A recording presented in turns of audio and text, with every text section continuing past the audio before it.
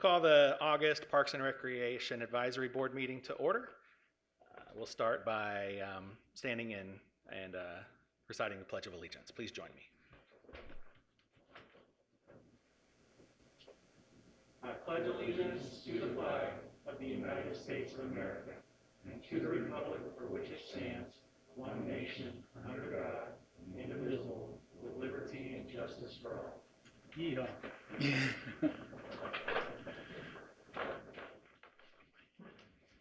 Okay, moving into the agenda. First thing I'll notice is that it seems like the new mics are a little more sensitive than the others, so I'll try to adjust. I'll turn it over to Sherry for roll call. Okay. Christopher Gallagher. Here. Ed Heil. Here. Lori Howell. Jason Keogh. Here. Ashley Pasquale. Robert Smith. I think she said me. Todd Taylor is excused. Scott Welty. Team member Chad Adams. And council member Michelle Lynn.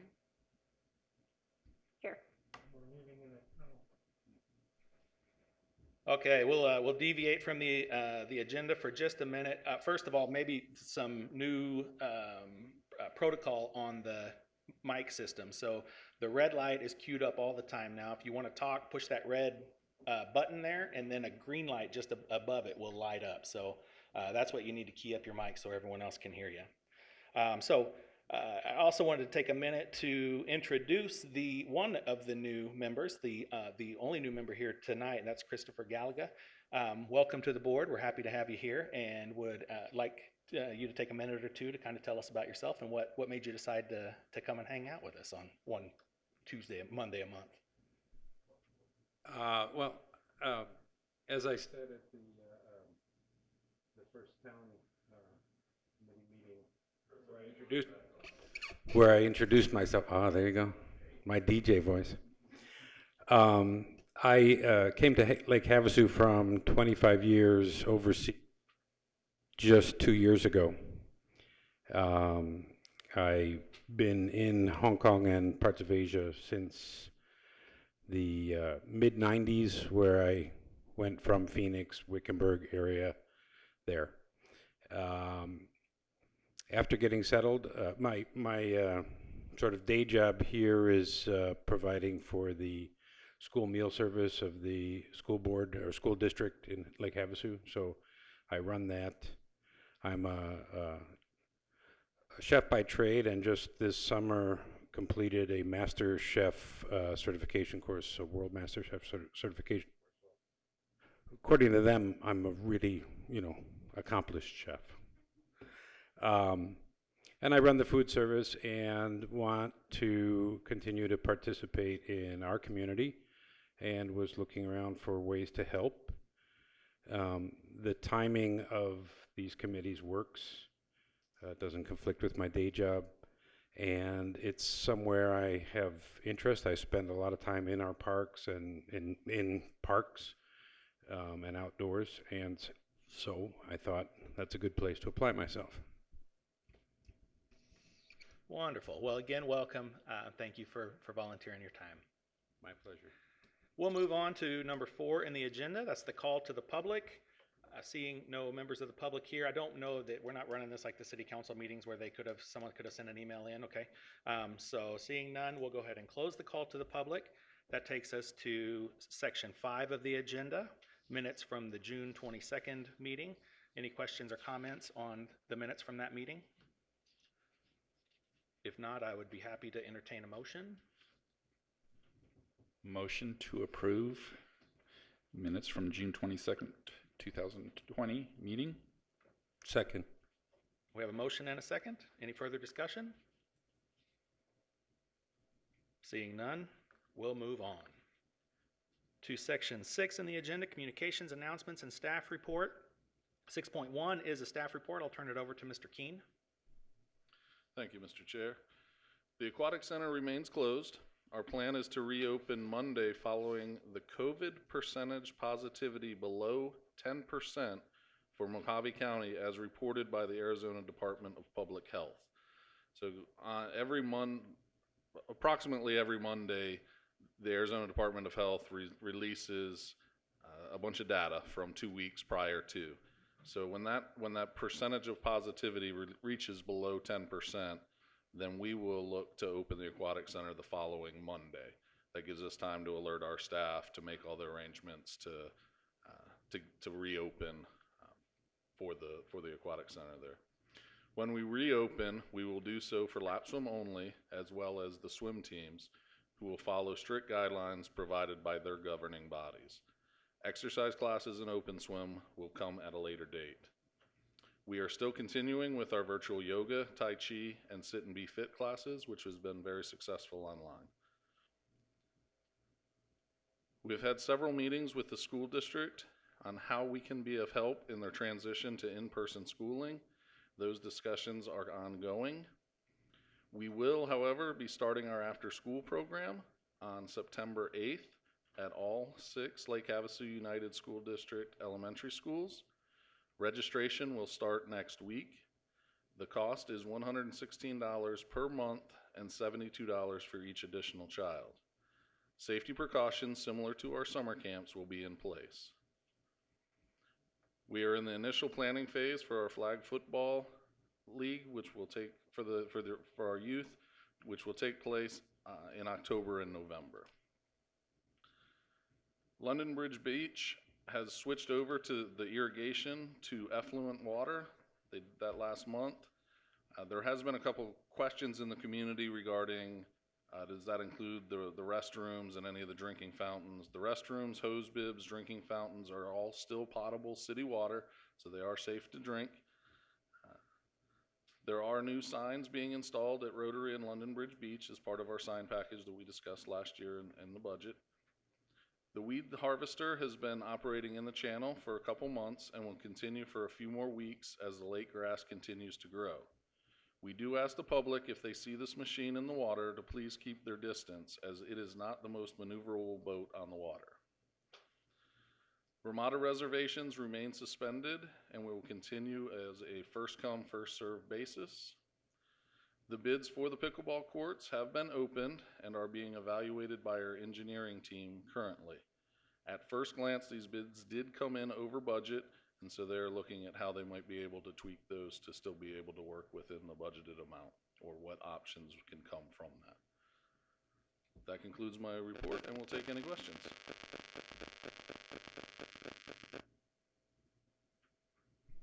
Oh, new microphones.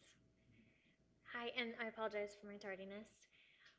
I was wondering if there's an update on the Cypress Park field that's been fenced off for a couple of months now.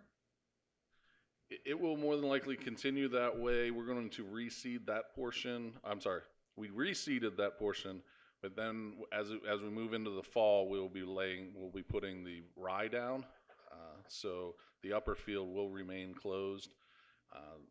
The lower field will be open for the soccer group's use, as well as ASU and any other field that we kind of need to move them around to keep that field growing in the capacity where it's going to be strong enough to hopefully not have all the dead spots when we come back. On a similar note, any update on the lighting of that one dark corner at Cypress on the lower field? That is in Plan B of the budget process that, as we talked about,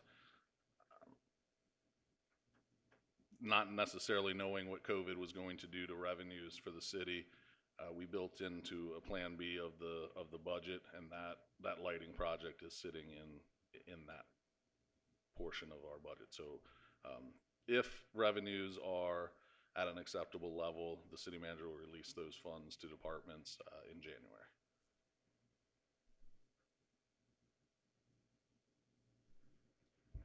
Any other questions? I have one. You talked about the guidance from the health district that would lead to reopening the aquatic center. Is there also guidance on something that might lead to a reclosure based on data there? You know, that's kind of the funny question that bounces around is, well, what if that number goes back over 10% again? Do we have to close? And there hasn't been a clear-cut answer to that yet from the Arizona Department of Health of how that's going to be handled when those numbers do jump back up. And if they just jump up for, you know, a slight amount, or is everybody going to have to close and then reopen and close and so I guess I don't have a clear answer to that yet, but it is a question that is being asked. I'll just chime in on that. Something similar is with the school district. My understanding from the board meeting and from administrative meetings is that it's not mandatory to close immediately, but you should have some sort of mitigation plan in place or something like that. So. Yeah, I don't believe you're alone in that. I think just about everyone who's considering reopening at this point is kind of questioning about what it might look like in the event that we need to reclose. So, any other questions about the manager's report? Hearing none, I think we'll move on to 6.2, which is the election of officers. I'll turn this over to Mr. Keene again. Sure. Our first meeting after the new budget,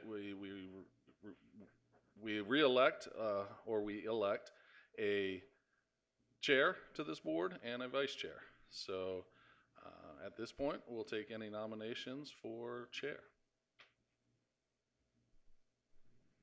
I have a question. Okay. As far as term limits go, is Mr. Keogh good to go for another round? Well, then I would like to nominate Jason Keogh to remain as chair. Second.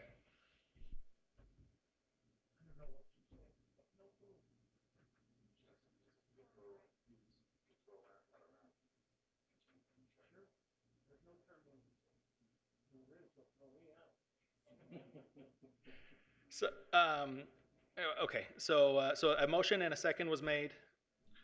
And Mr. Keogh, would you be willing to accept that nomination? I will be willing to accept that nomination. Thank you. And we need a vote now. Yes. All in favor? Aye. Aye. All opposed? Okay, and now for vice chair, I will take any nominations.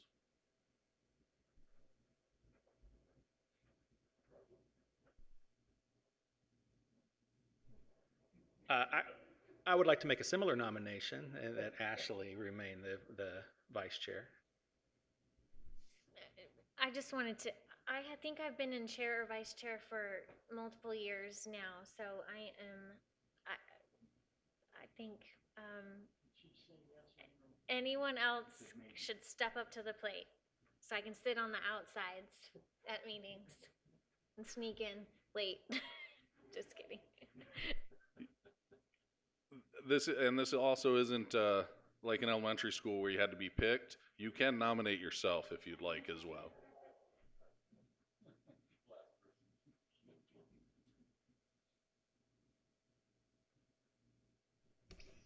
I'll second your nomination.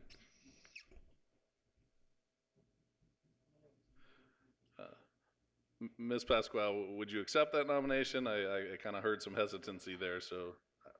If no one else wants to, it's fine. I will. But do you want, how about you, Scott? Okay. Okay, sure, Okay. I'll Okay. accept. Thank you. Okay. All in favor? Aye. All opposed? Thank you both for being our chair and vice chair. All right, so now we don't have to have that weird conversation on whether we're going to change seats for the rest of the meeting. I know. Okay, well then that takes us into section 7, the second public hearing of the meeting. Still no members of the public, so we will close the public hearing. And we now move into section 8, future discussion items. We do have an item in 7 that we need to discuss. Oh, I'm sorry. I was trying to get us out of here. Okay, I'm sorry. So 7.1, discussion and recommendation of fitness in the park and suspended fees. Mr. Keene. Okay. So this item is coming before you tonight. It is also coming before council tomorrow night. So council is looking for your guidance and recommendation on this item. Basically, it was brought to council of the concept and idea with the gyms having to be closed currently. Would it be possible to run some classes out in our parks by the gyms? That way, maybe they could make a little bit of money and still continue to pay rent on their facilities, and therefore would still be in business when they are allowed to reopen, and we're not getting to a point where we're allowed to reopen businesses that we no longer have in Lake Havasu City. I know this item was a very touchy item about 5 years ago or so, very contentious, where there is a section of code that is written, so it is city code, that says, commercial activity prohibited. No person or group shall engage in any sales or other commercial activity at or in any city park without first applying for and receiving a park use permit. So we don't have to amend the code in order to allow these gyms to be able to have fitness in the parks. I just have to be able to approve the permit. So in your packet, you kind of have a copy of that permit, what it looks like. There's just a selection of parks on here. We will be opening that up to other parks as well, such as Realtor Park isn't on here, as well as ASU isn't on here either on this particular permit. So without having to reform and make a whole new permit, we're just going to use this one as a guidance. So what council will actually be voting on tomorrow is suspending our facility use fees through December 31st, 2020. So for the rest of this year. In your packet as well, you will see a chart that has the facility fees on there, or our park rental fees. Really the two that you would be looking at are the small park fee or the large park fee, depending on the size of the class that they're running and the amount of equipment that they would need. And then you also see that as a class 3 commercial use. So the small park area would be $158 for a day, and a large park area would be $259 per day. And that's really what council would be voting on tomorrow, is suspending charging those fees for these groups that would want to possibly come down and have a yoga class or a Tai Chi class, or even a CrossFit time down there. They would still need to go through our office and reserve the space, just so that we're sure the sprinklers aren't on, we're mowing the area, and that they're not both, two groups trying to go to the exact same space. So we'll do the reservations through our office. They will need a city business license as well as proof of insurance, so that we're sure that they're all legit and not just, coming out of the woodwork charging people to have a class. So that kind of concludes my presentation. I will take any questions, and again, City Council is looking for some guidance here and recommendation from the board. Any questions or comments from the board? Yeah. I think I have a comment. Where's the grassy area? Is that called a ramada now? Because the people that wanted to do exercise just were going to use a piece of grass, that's all. Correct. There would be a grassy area near each ramada. The bowl isn't on here, but the bowl would be another spot. There's no fee for the grassy area. Right. The fee that would be associated with that is based off the square footage of that grassy area. So how much space are they using? But what council is doing would be suspending those fees for the rest of the year. All right. I have two questions. First, so is this just for commercial activity, or would churches and clubs and other groups have the same access to benefit? And then second, maybe you could illuminate what the cost of this is not the loss of the fee, but the actual cost to maintain, clean up, whatever that the city would have to endure. So currently, this would just be for the gymnasiums to come down and have commercial use. Right now, all of our Ramada rentals in that are still suspended. So if a church group wanted to come down, that is first come, first serve, and they would be able to do that. So this is really just looking at that commercial piece, and the intention right now is really based around gyms, just because they are being forced to close by government, by the governor's order. Their brick and mortar needs to be closed.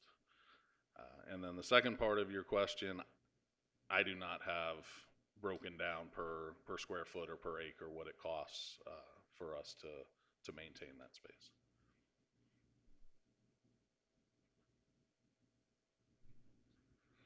First off, I'd like to thank council for thinking of these businesses that are having a hard time right now.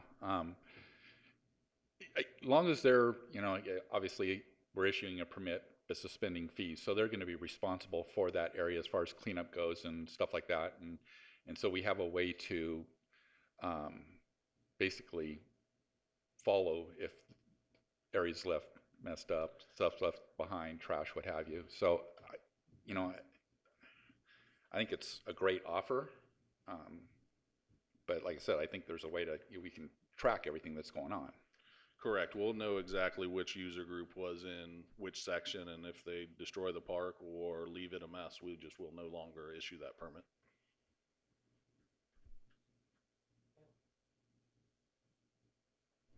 I just think it's a good idea. I think that we need to do anything we can to encourage people to get outside and get active.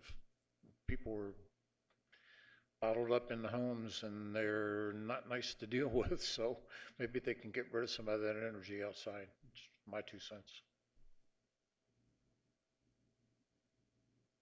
Mr. Smith? Thank you. Are you resurrecting what we did 5, 6 years ago so we can look at it and make sure that that's what they're doing? Or do we care? We're not really resurrecting what was done 5 years ago, because the commercial activity by code is still prohibited in the parks, with the exception of if you fill out a permit. Yeah. So anytime anyone has come to me prior to this to fill out a permit, they've been denied if they're a commercial activity. We just don't allow it. So now, instead of changing code, I'm just shifting to approve the permits, and then council will suspend the fees. So we're not really reopening what we did 5 years ago by not allowing or prohibiting commercial activity in the parks. We're just modifying slightly. Well, our group approved it, and we sent it on to city council, and 3 city councilmen poo-pooed it at the door. So, and they're not with us anymore. So I thought maybe you would resurrect the work that we did and show the new council what we did, and it's perfectly fine with me if we have to tweak a little something. But I don't think I'm going to spend 2 months like I did before. No. Thank you. Any other questions or comments from the board? I'll just make one. Yes, ma'am. Mr. Chair. This is great. I'll expose my vote before we vote, but I think this is a great thing. I do just want to say that this, the fitness in the park obviously fits in with parks and recreation. So if if anyone is concerned about sort of a slippery slope kind of thing with this, I think that it's clear that fitness ties in with recreation. We know other businesses are also forced to have their doors closed right now, but what their business is wouldn't align with the Parks and Recreation. So I just felt the need to say that.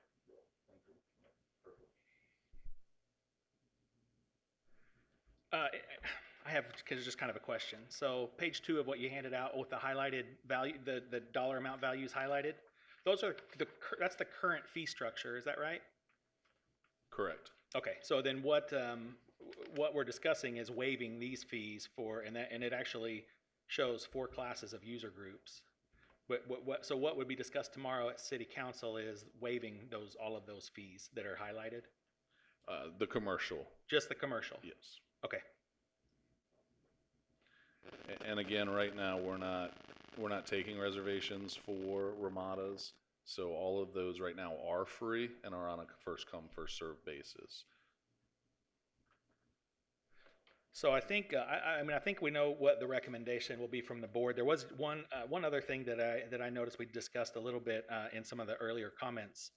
The question about the grass area kind of leads me to that section of page 1 where it does seem kind of nebulous, and I would make a recommendation that maybe even like a 1-page kind of schematic so you could identify which area is in discussion. That way, if there's a conflict between 2 groups that are looking for space, they have an understanding of where they belong. Yes, when they come into the office, it'll be very well defined of where their space is. And we won't put them very close to each other. I'm not anticipating that we were having, 30 groups in our parks, at the same hour wanting space. So I think we'll be able to spread them out quite a bit and really know which groups are where. Okay. Any more discussion or questions? Yeah, I just want to, first of all,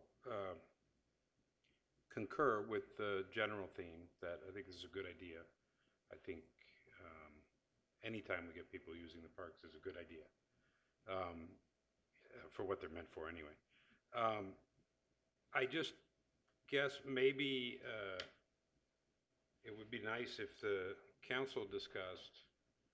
I'm concerned that we're excluding groups that are non-commercial gyms who will have to sort of first come, first serve. So they can't plan a church service because maybe there's no room that Sunday, right? And so I think that exclusion nags me a little bit, that we're only doing this for gyms who need it. That's not the question in my mind. The question is there are other people who may have a similar need, but they're not a commercial gym. And so I think that should be thought out by the council or maybe discussed. But with that said, I would not withhold my own recommendations.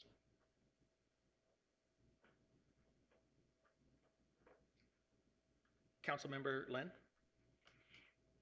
On that same note, Mike, could you explain, so like he's saying, if somebody did pull a permit, they got down there and somebody's already there doing something, how do they prove that do they have an actual permit?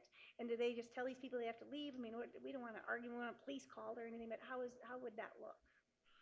Right. As you fill out your permit and your permit gets approved, you will get a letter from the Parks and Recreation Department basically stating where and when you are allowed to be and running your class.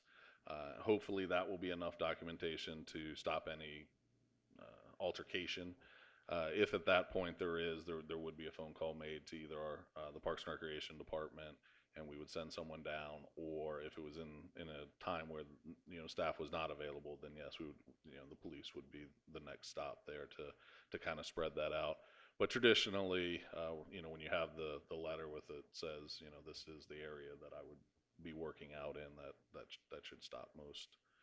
We get that with reservations. People will rip down the reserve signs in a Ramada, and staff will come out and they'll pick them out of the trash can and be like, no, someone did tear these down. This is reserved, and that again just kind of stops that discussion. And I guess my next question is, I'm trying to respect. I'm sorry, I don't know your new name, Chris. Right now, if there is a church group because we're waiving fees right now down there completely, or we're not. So a church group that does want to use a certain area right now, just say we're using a church group, they want to use it, they do still have to come and pay for. They do not. We're not issuing any permits basically because there really shouldn't be any large groups. Okay. There's to be no large gatherings. So that's kind of why we're only doing a first come, first serve, so that we're not issuing any, we're not having those large gatherings in the parks. So nobody's saying that that church group can't go there. If there's not somebody with a permit, they can still go there. Yes. Okay.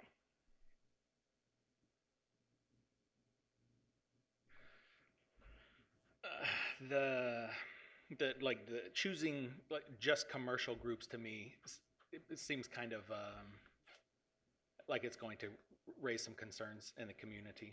And I wonder, the explanation you gave about a church group, because if it's too big, they can't congregate anyway.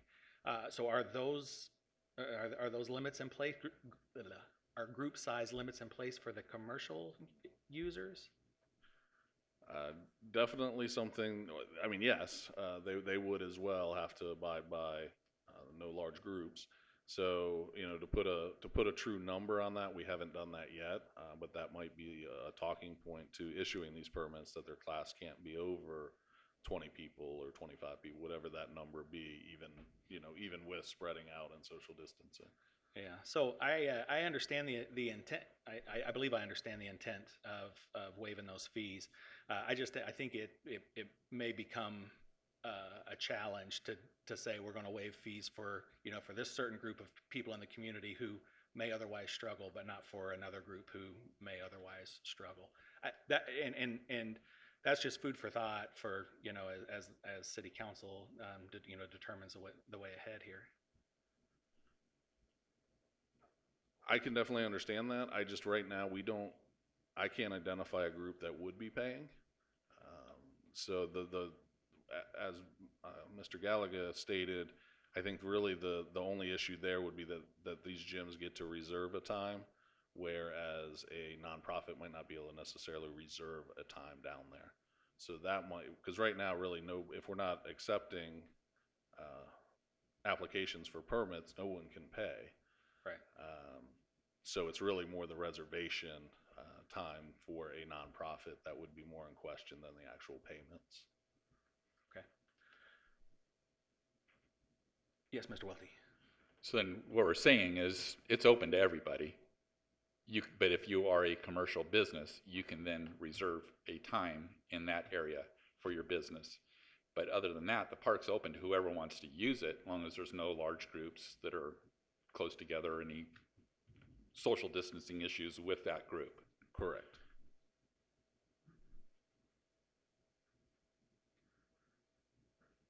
One other comment that I thought of. You mentioned that we would be looking at waiving these fees through December 31st.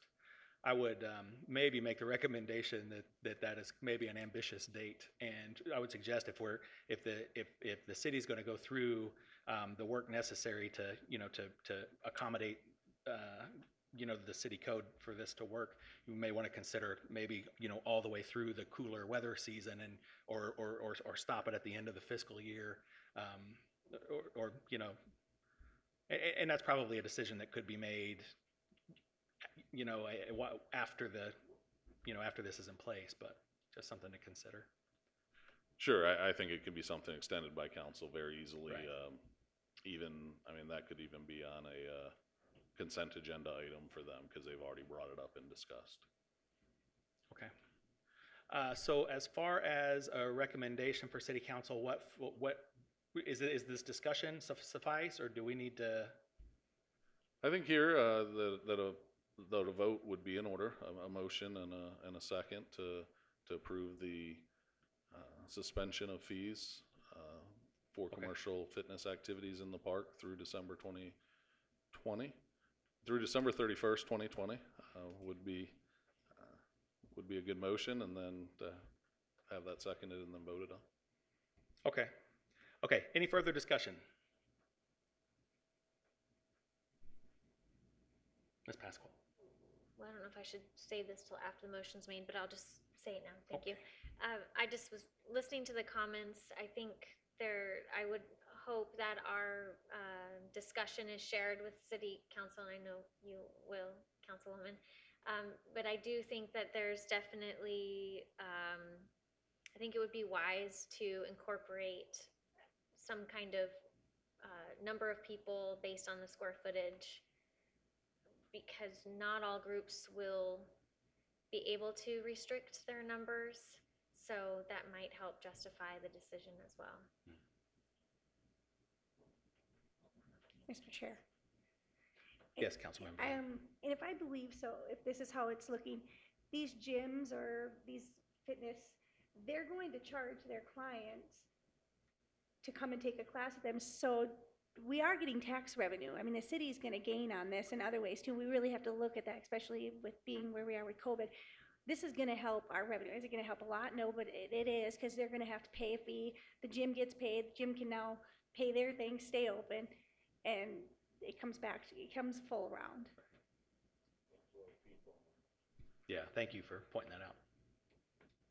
I have to agree with that. I mean, if these guys can't keep their doors open, they go away, then the city loses that revenue altogether. So with them staying open and being able to use the parks, hopefully we can keep some businesses afloat and that revenue keeps coming in for the city.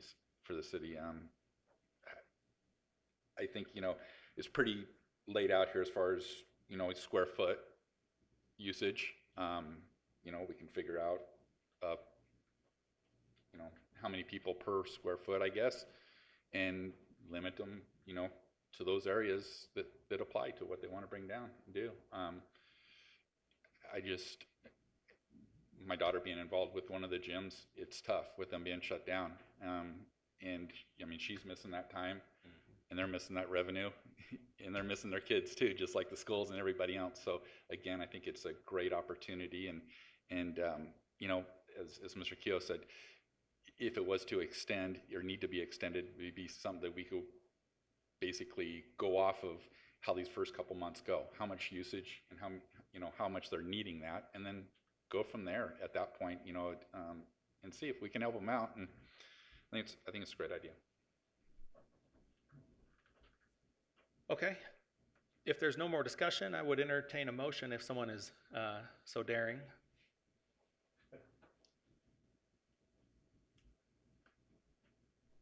Wow, I'll give this one a try. All right. So I make a motion that we suspend the fees that are associated with the appropriate square footage for commercial endeavors between now and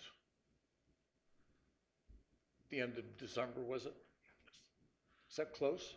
That is, I would like to add the word fitness in that commercial activity there, just so that we're clarifying what activities we're allowing in the parks and Yes. not just any. Okay. Is that? I think that works. Okay. Anyone care to second? I'll second.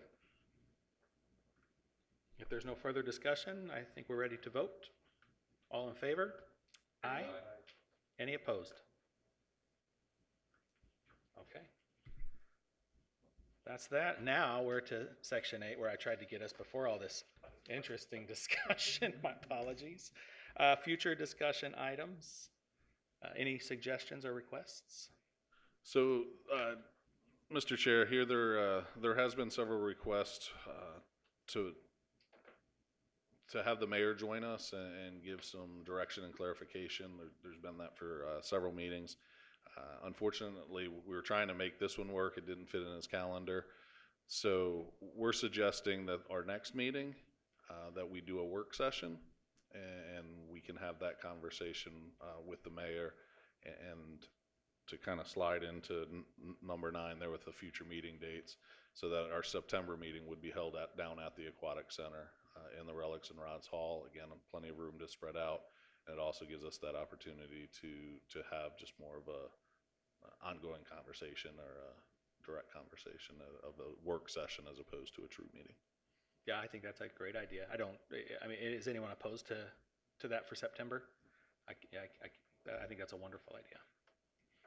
You still need to work with his schedule to make sure that that date works, but that is our plan for September. Okay. Currently, our September date is September 28th, so I will notify you if that date changes. Okay. Okay, well, that brings us to item number 10. I would entertain a motion to adjourn. When everybody jump. So moved. Motion to adjourn. And a second? We have a motion and a second to adjourn. All in favor, say aye. Any opposed? Meeting adjourned.